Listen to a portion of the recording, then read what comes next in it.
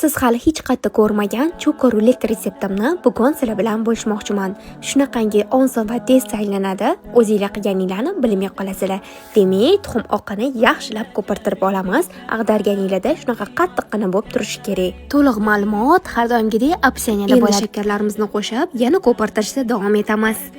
Ilgarilari o'zi elangan un deb menam elidan o'tkazmasdim unni, lekin bilsam biskvitim shu sababli ko'tarilmas ekan.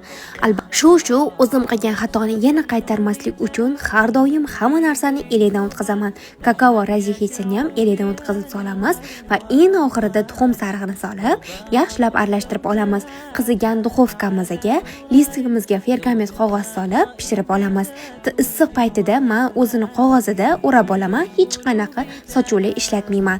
Videomizni eng kulminatsion nuqtasi cho'qi kremni albatta birgalikda tayyorlaymiz. Buning uchun sariyog' va qo'yirtirilgan sut, ozgina kakaoni solib, yaxshilab mikser qilib olamiz. Qarabsizlarki, bizda eng oson usulda cho'qi krem retsepti tayyor bo'ladi.